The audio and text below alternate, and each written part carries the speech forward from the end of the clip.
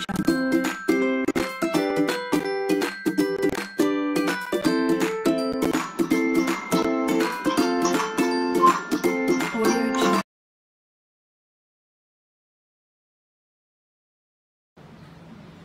dari SMAN 1 Bekasi 12 MIPA 6 akan melakukan percobaan tentang sel volta. Kali ini kita akan mencoba menghitung potensial sel. Untuk menghitung potensial sel, terlebih dahulu kita mencoba membuat jembatan garamnya. Alat dan bahan yang dibuat untuk membuat jembatan garam, yang pertama ada agar-agar, ada korek, ada asbes dan juga kaki tiganya, dan ini ada bunsen yang sudah diisi oleh spiritus. Kemudian ada gelas kimia yang diisi air dan juga garam. Garam yang kita gunakan adalah KCl, tapi juga bisa menggunakan garam dapur atau NaCl. Ada juga tabung U dan pengaduknya. Langkah-langkah untuk membuat jembatan garamnya, yang pertama panaskan air, lalu masukin agar-agarnya. Yang kedua, masukkan garam secukupnya, kemudian diaduk. Setelah mendidih, matikan apinya. Kemudian masukkan ke dalam tabung U dan jembatan garam sudah jadi. Setelah didinginkan, hasilnya akan menjadi seperti ini. Sekarang kita akan menghitung beda potensial antara Cu dengan Fe atau Cu dengan seng.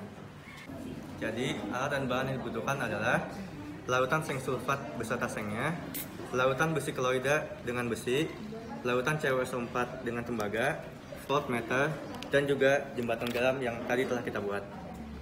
Oke, yang pertama di sini kita siapkan ada larutan CuSO4 dan juga logam CuSO4. Lalu yang kedua ada larutan besi klorida juga dengan besinya, dan di sini nanti akan kita masukkan jembatan garamnya. Nah, setelah itu kita masukkan juga di sini tembaga sebagai katoda di CuSO4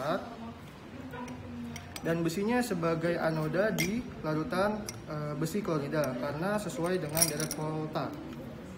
Lalu setelah itu akan kita ukur dengan voltmeter berapakah hasilnya, mari kita lihat. Setelah diukur dengan voltmeter, maka nilai yang keluar adalah 0,1.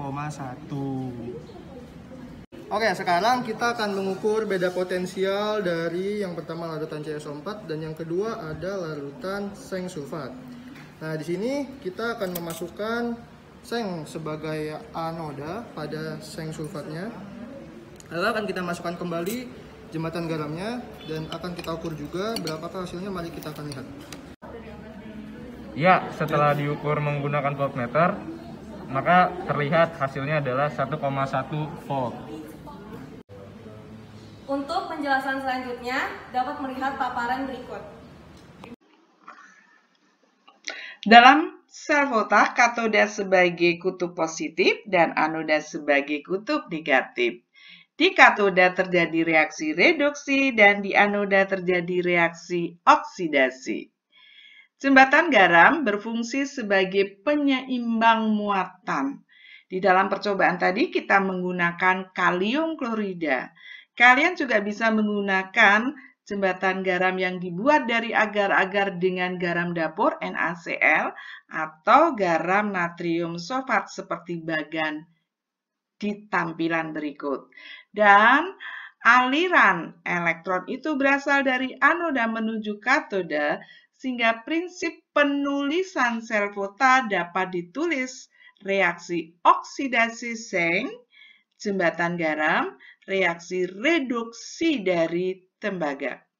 Sesuai dengan deret volta, seng berada di sebelah kiri Cu, sehingga seng lebih mudah dioksidasi daripada Cu, atau sebaliknya, Cu lebih mudah direduksi daripada seng. Berdasarkan data potensial reduksi didapatkan E0-nya reduksi seng sebesar minus 0,76 dan potensial reduksinya Cu sebesar positif 0,34. Jika kita masukkan di dalam rumus ini, E reduksi dikurangi E oksidasi, maka didapat potensial selnya sebesar 1,1 positif. Atau bisa juga kita memakai rumus E katoda dikurangi E anoda, di mana katodanya tembaga positif 034 dan anodanya zinc minus 076, didapat juga E selnya sebesar 1,1 volt. Bertanda positif, reaksi ini berlangsung secara spontan. Demikian pembahasannya tentang percobaan tadi. Terima kasih untuk perhatiannya.